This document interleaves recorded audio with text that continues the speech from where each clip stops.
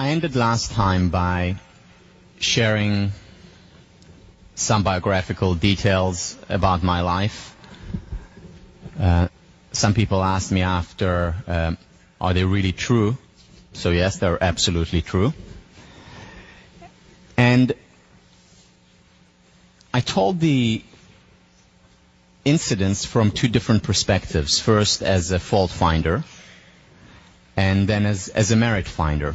Now, the important thing to keep in mind when we think about the merit finder is that it's not that the merit finder doesn't experience pain or disappointment or anger or humility or fear or disappointment. You know, it's very disappointing, to say the least, not to be able to pursue one's goal, if that goal happens to be a professional career in squash.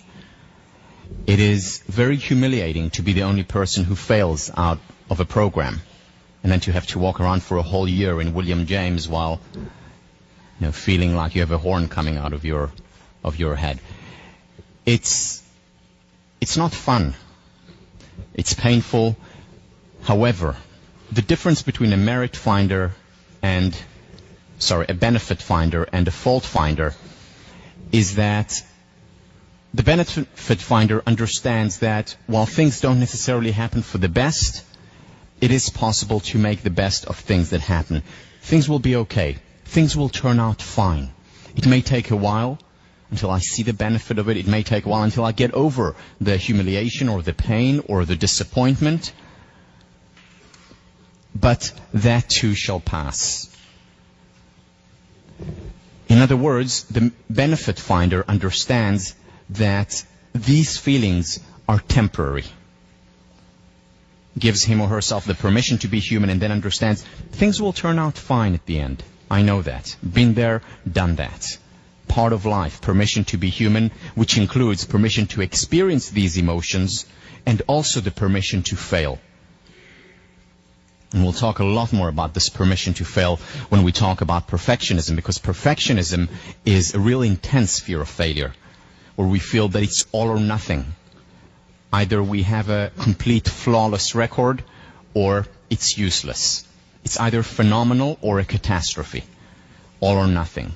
The benefit finder understands that human nature dictates that we have painful emotions, and human nature, or being human, dictates that we also fail. And that too shall pass. There are many benefits to being a benefit finder. So the first benefit is we simply feel better. You know, we're happier for it. But there are many, many others. For example,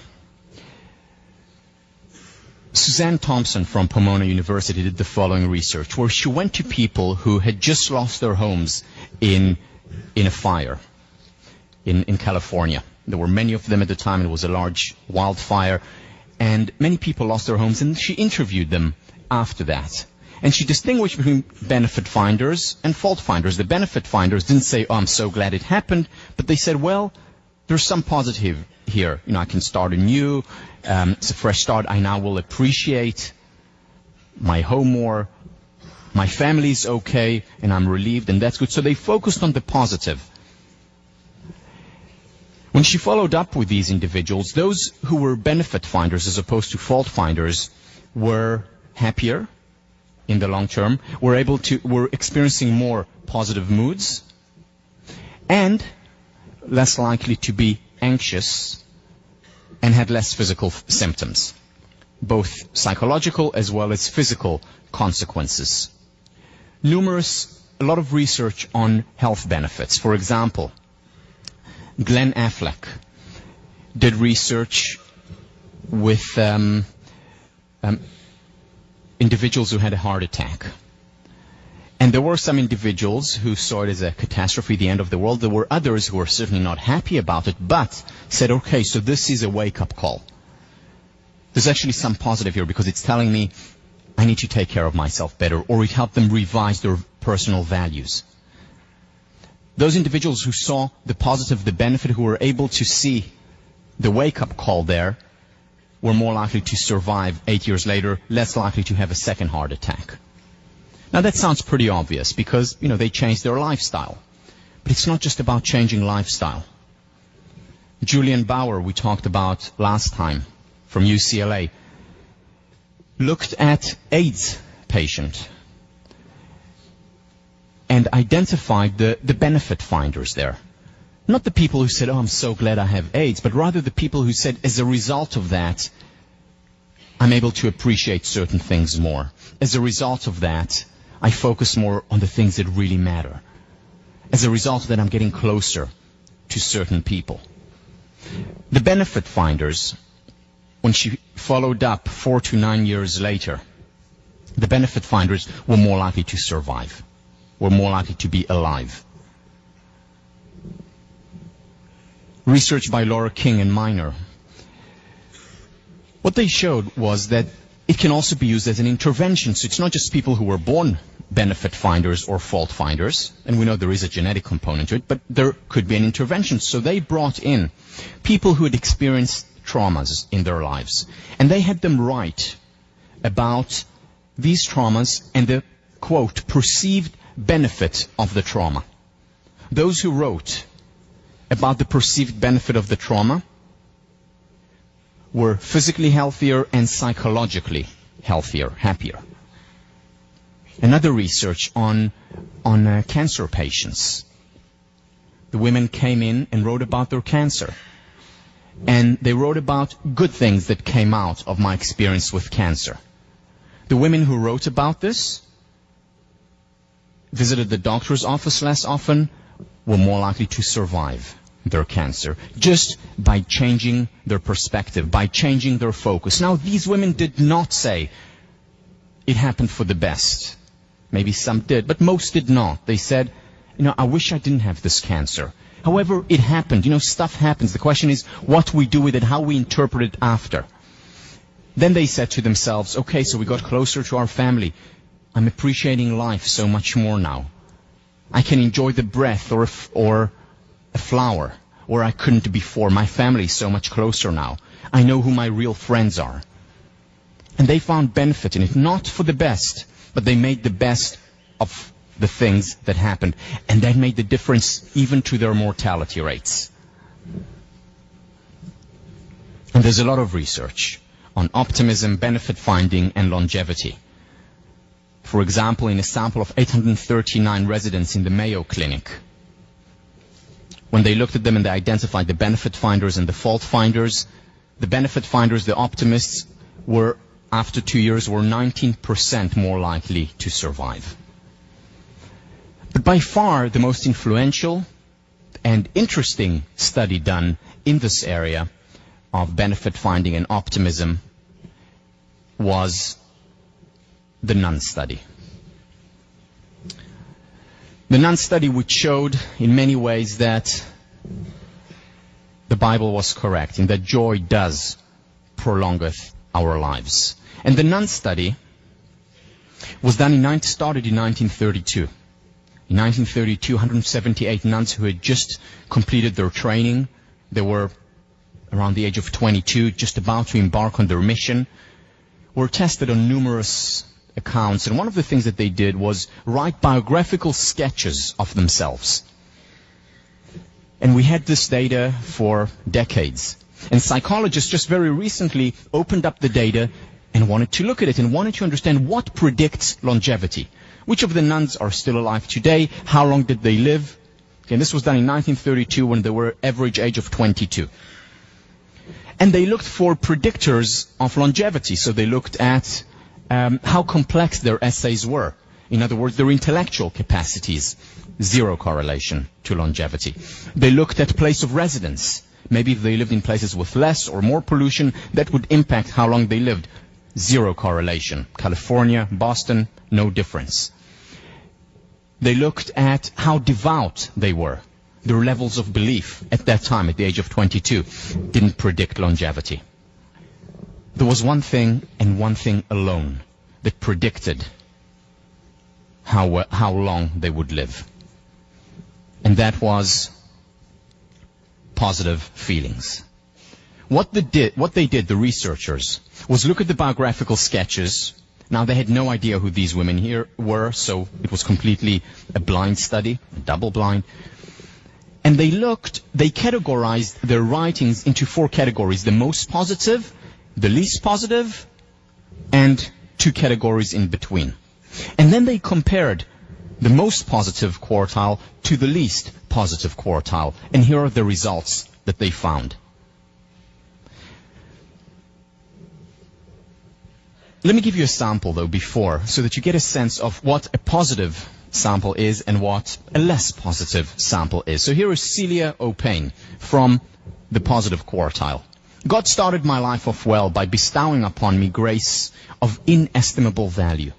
The past year, which I spent as a candidate studying at Notre Dame, has been a very happy one.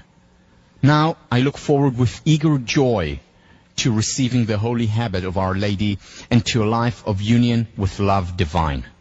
Happy, joy, love. I mean, this is a positive person.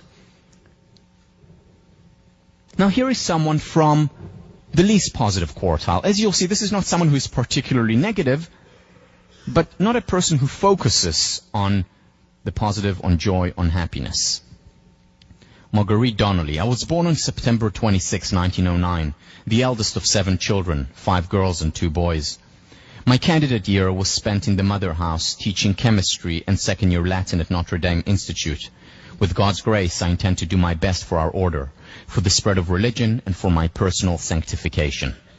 Again, very factual, but not as positive, as much of a merit finder, an optimist as Celia O'Payne. Let's look at some of the data now.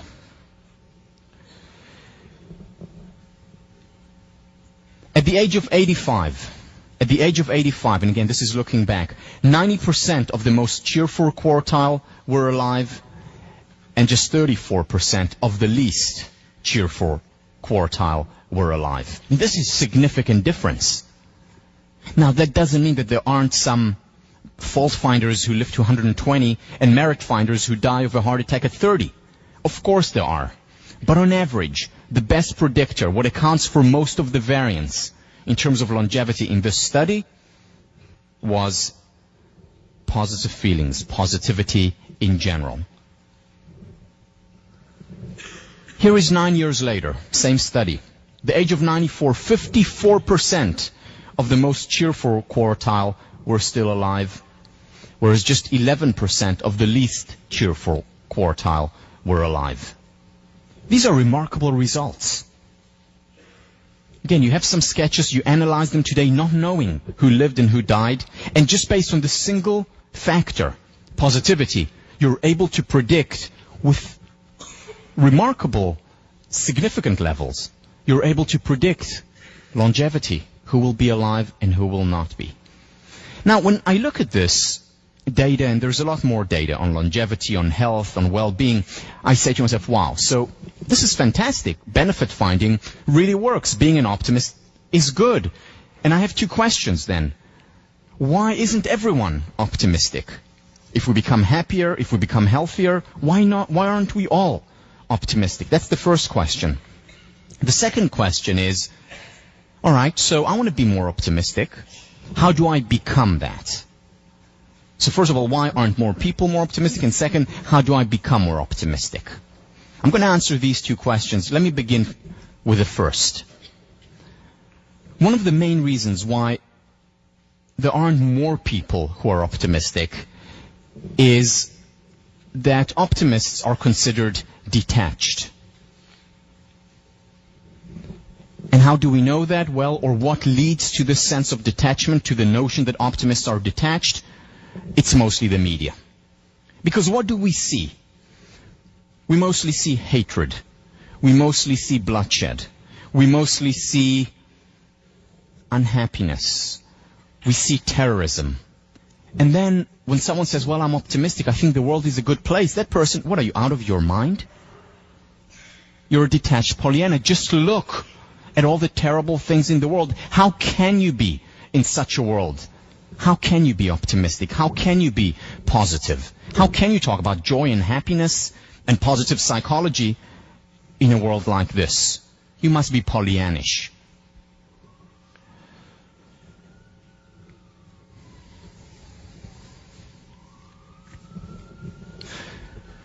In many ways, the message of Thomas Hobbes is correct. Life is short, brutish, nasty, and poor. And that seems much more likely to be true than an optimistic sense of life. Let's look at some of the headlines, and I got this just a couple of weeks ago as I was preparing for this particular lecture. So, Venezuela, a missing jet, flight delays, okay, this is the elections, fresh violence in Kosovo. So a new state was created, and there's violence, this is the focus. Hundreds of homes damaged by quake, and so on and so on. Turkey launches incursion into Iraq, blood duel for Oscar. Okay, that's it. That's a good one, I guess. Yeah. Tories spelling dishes. Okay, let's move on. So that was CNN. Here is what was that? I forget which paper I got. I think this is Reuters. Iran nuclear question remains. Again, Turkey. Protest embassies, so on and so on, negativities. This is Fox News. What's the focus? This kid's mom wants out. A mother leaves her child. It's not focusing on the millions and billions of mothers who embrace their children. It's the mother who wants out. And then they tell why. What led the mother to want out of this relationship. And so on and so on. So much negative. How can we be positive in a world like this? It would be really unrealistic of us, wouldn't it? Well, I want to show you an excerpt now by my favorite psychologist, Ellen DeGeneres. I was watching the news the other day, brought to you by Paxil. Well, now I need it. Smart advertising. That's another thing, too. When I was a kid, the news was on once a day. You either caught it or you missed it. Now the news is on 24 hours a day. And that's not enough. They got a guy talking, and then there's a crawl down there. So you got that guy talking, you got the crawl going, you're online, you're putting in your opinion on your poll. No, I say to that,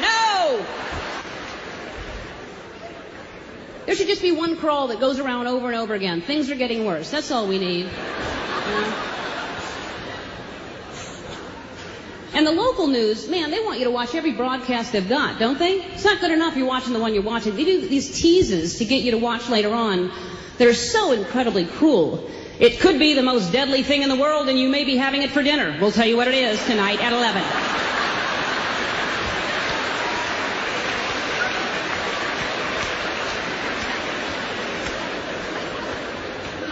Is it peas?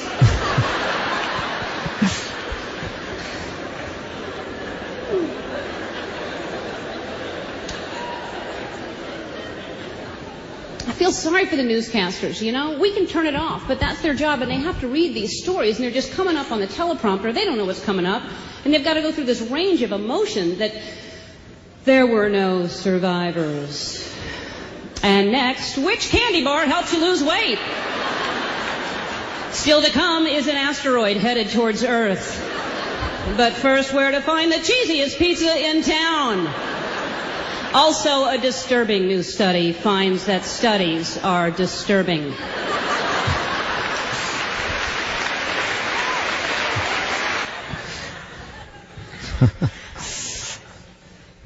She really is one of the most brilliant psychologists I know, and we'll see a lot of her throughout the semester. Now, so the media does that. The media does focus to a great extent on the negative, and that's not just a bad thing. Because one of the roles of media in a civil society is to highlight wrongs that can be righted, to inspire people to act and to change, to make the world a better place.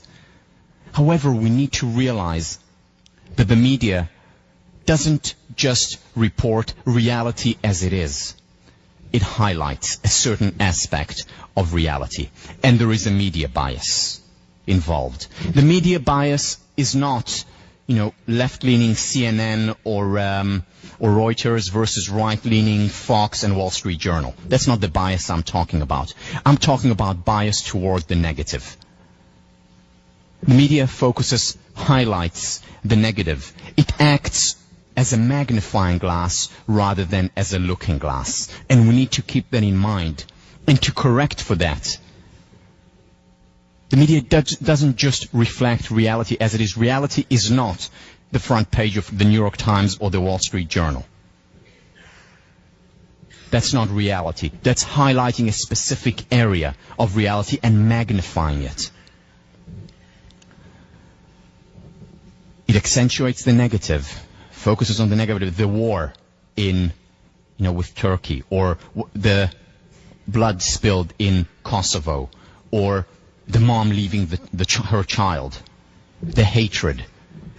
And what he does when he does that is also underrepresent the positive. Now, if you think about it, this is exactly two of the three mental distortions that we talked about. Magnifying the negative, minimizing the positive. In other words, what the media does is distort our perception. It actually makes us into pessimists. Especially because the news is on 24 hours a day. And we're constantly bombarded by negativity after negativity after negativity. And where do we get the positive? 30 seconds at the end of the news. Oh yes, there is also a little bit of good stuff going on. But it's just to make you smile so that you come back tomorrow or the next hour for more bad news. Negativity after negativity after negativity, distorting, creating these cognitive distortions, these psychological traps that we talked about under cognitive therapy. And we become pessimists. Is it any wonder that most people are pessimists when the media has such an impact on us? And again, not to belittle the role of the media. But what I'm doing is highlighting certain aspect that we need to be cognizant of, that we need to counter. And how we counter, we'll talk about in a minute. So what does the media highlight? The frauds, Martha Stewart or Enron or WorldCom, highlighting these frauds, but not reporting on the millions and billions of honest transactions that take place every day, right now as we speak.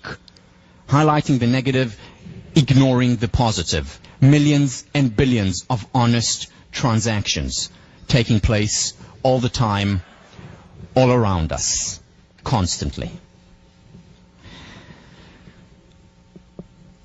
Now, what else is happening? What we're doing, what the media is helping us to do, is extrapolate from a few instances where people want to hurt while ignoring the millions and billions of people who are dedicating their lives to helping spread happiness in the world. Whether it's in soup kitchens to help the world a better place, or whether it's right in our backyard, where over 1,800 Harvard students volunteer as part of Phillips Brooks House. Remember the false stereotypes that I talked about, whether it's here at Harvard or in the United States. So many people dedicate so much time to helping, and yet the focus is on the few that hurt. And that creates a certain schema in our mind where we think the world must be a bad place. The focus is on terrorism primarily. But what about the millions and billions of people who want to live in peace? Again, this doesn't mean we need to ignore the terrorism or the bad or the negative. And this is one of the important roles of the media. At the same time, we shouldn't also ignore the good.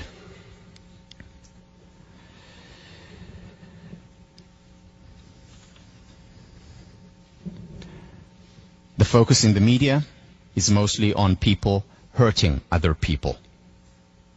For example, through rape, while ignoring the millions and billions of people who are making love every day. And not just in fairy tales. People all over the world, I've no idea who they are. I hope they're not in the classroom. There was Google image. And not just around the world, also right here in Harvard Yard. I don't know if they still have this survey, but the last one I found online was 2004. I don't know what happened since. Now, for those of you who don't believe that there are people also at Harvard right here who make love, here is proof positive that some do. He's so cute. And the baby is adorable. Okay.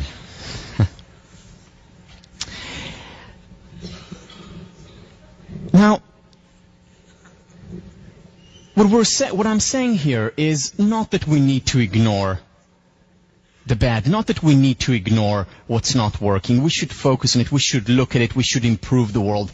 At the same time, we should also understand that people who say to the optimist, to the benefit finder, get real, are actually missing the point.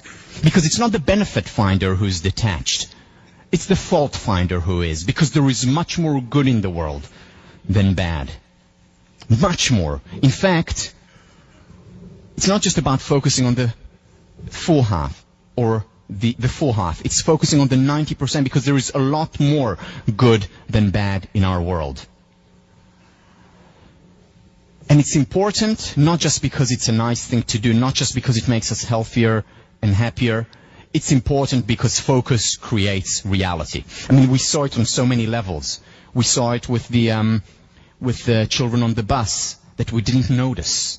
We saw it when it came to Marva Collins, who said, let's focus on the seed of greatness in these individuals. We saw it with the research on resilience, when the focus was on why are so many failing versus what makes some individuals succeed despite unfavorable circumstances. Focus creates reality. Also, think about it. I mean, when we read about frauds and dishonesty in the newspaper constantly, what we begin to believe, what we naturally would begin to believe is, well, you want to be successful? You want to become the CEO of a Fortune 500 company like Enron? You have to engage in fraud. There is no real other way to succeed. Why? Because the millions of other people who are succeeding honestly are not reported on, or are mostly not reported on. And that's what we focus on. Not to say that it's not important to have whistleblowers and to talk about these things. It's equally important, though, to also focus on those who do it honestly and well, because they are the vast majority, way over 90%. Because if we don't, then a person will think, well, if I want to succeed in business, then I have to, bend the rules. And when an ethical decision comes up, when he or she becomes a manager at the age of 35, they say, well, the only way to succeed is if I bend the rules slightly. And that creates a self-fulfilling prophecy. Or how many people here, seriously, show of hands, once thought of going into politics, becoming, a governor or a president or prime minister? How many people here thought of going, other than me? Okay, quite a lot. I mean, we know that at Harvard there are quite a few. Now, out of those who put their hands up, how many people were told by others, you shouldn't go into politics, you're too honest? Too honest. We hear it all the time, and that becomes a self-fulfilling prophecy because many honest people who could potentially make the world a better place by going into politics don't go in because politicians are crooks. Well, politicians are not crooks. Yes, there are politicians who are crooks, but they're the minority. The majority do honest work, want to make the world a better place, surely make mistakes, they're human after all, but with good intentions, with an ethical code.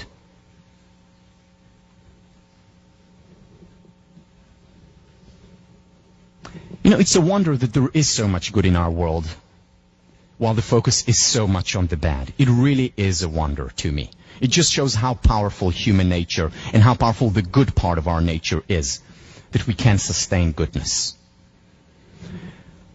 Also, how about this?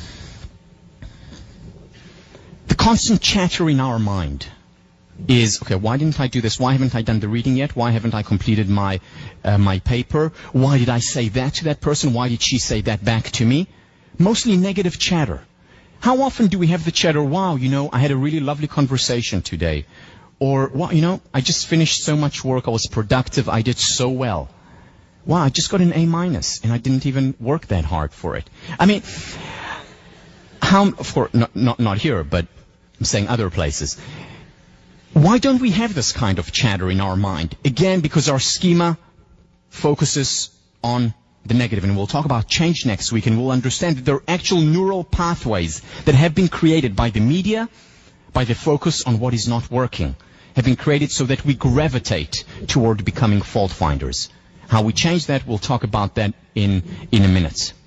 It's important to focus on the good. You know what they said about Gandhi? That the most important thing that he did for his country was that he made India proud of itself.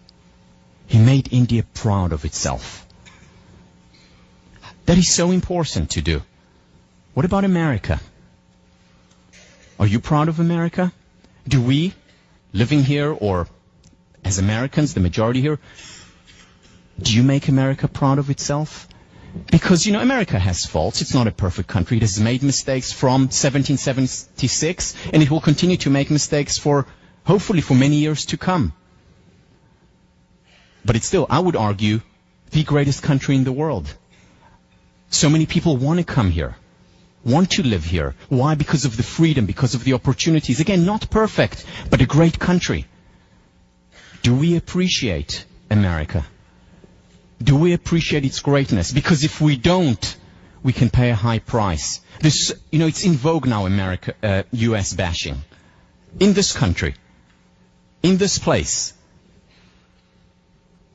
And the problem is when we just focus on bashing, when we just focus on the negative, we create a worse reality rather than improving the reality. So yes, we need to be critical, and one of the virtues of this great country is that you can stand out in the street or write an op-ed and criticize the politicians, the system, other people.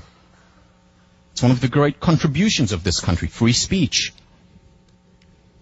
But at the same time, we also have the freedom, and we should exercise the freedom to focus on what is working, on the good. Because appreciating is important. Whether it's a country, whether it's a relationship, whether it's an individual, whether it's students, whether it's teachers, appreciation is important. The meaning of appreciate from the dictionary: valuing, the act of recognizing the best in people or the world around us, affirming past and present strengths and potentials, to perceive those things that give life, health, vitality, excellence to living systems. So, the first meaning of appreciate is to say thank you, and that's a nice thing to do. But it's much more than just a nice thing to do, and we've talked about this before. The second meaning of appreciate is to increase in value. The economy appreciates, money in the bank appreciates. And that's an important meaning, because when we appreciate the good appreciates. When we appreciate the good in our lives, when we appreciate the good in other people, when we appreciate the good in our country, we get more of it. Unfortunately, the opposite is also the case. When we don't appreciate something, whether it's ourselves, whether it's our country, whether it's our relationship, the good depreciates. Remember, I talked about it in the past. Is it any wonder that so many relationships flounder, fail after the honeymoon phase? If the main question becomes what's wrong or how can we improve the relationship? And if we just ask this question, our focus becomes on what is not working, on the weaknesses, and we ignore the virtues, the strengths, the things that worked and are working. And when we don't focus on these things, they depreciate. As far as we are concerned, they don't exist, just like the children on the bus did not exist for you as far as you were concerned. What appreciating does is, in essence, create a growth spiral. Let me explain. Let me just give you a random example. Let's say Monday morning or Tuesday morning you're walking toward 1504 and suddenly you see a friend of yours. A friend of yours who you know is genuine, is real, someone you trust. And your friend looks at you and says, "Wow, you look fantastic." Now, how do you feel at that point? You feel fantastic. And, you walk a little bit more upright, more proud, and you walk into the classroom just here, and another friend sees you and says, "Whoa, you look fantastic." And how do you feel at this point? Well, fantasticer. And then you come and you sit down here, and another friend whom you haven't seen for a month sees you, "Whoa, you look fantastic." And how do you feel at this point? Fantasticest.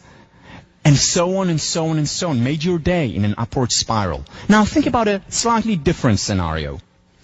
You walk to 1504 on a Thursday morning, and suddenly a friend of yours whom you trust and value sees you and says, oh my God, what's wrong? Now, there may have been nothing wrong before. There's a lot wrong now. And then you walk in the door and someone else is you and say, oh my Lord. And how do you feel? Well, you feel even worse. And you sit down and you see someone else who looks at you just completely shocked, and you're feeling worser and worsest, and so on and so on and so on, in a downward spiral. Appreciation creates an upward spiral, and we know it's sometimes one sentence, one word at the beginning of the day, and you have a wonderful day or week. There's research showing how a single sentence very often can impact an entire life. This is work done by Bandura. A single sentence of appreciation can give us strength to go on. Now, the key here is that it has to be genuine appreciation. One of the things we'll talk about when we discuss self-esteem is how destructive and harmful ingenuine appreciation is. And now I'm not talking about, your boyfriend or girlfriend asks you, so how do I look, having just come back from a date and worn something the whole night. You're not going to tell them, well, actually awful. So, okay, we're not talking about these gray areas, but it has to be real. It has to be connected to reality, and we'll talk about that much more when we talk about self-esteem. The key, though, is that we need to understand that there is always something real to appreciate. Think about the studies with the cancer patients or AIDS patients. Even they were able to find something good in a very difficult, tragic situation. And when they appreciate the good, when they find the benefit in that situation, the good appreciates. It grows. Oprah, a real benefit finder. What you focus on expands. And when you focus on the goodness in your life, you create more of it. Opportunities, relationships, even money flowed my way when I learned to be grateful no matter what happened in my life. Because what we focus on appreciates.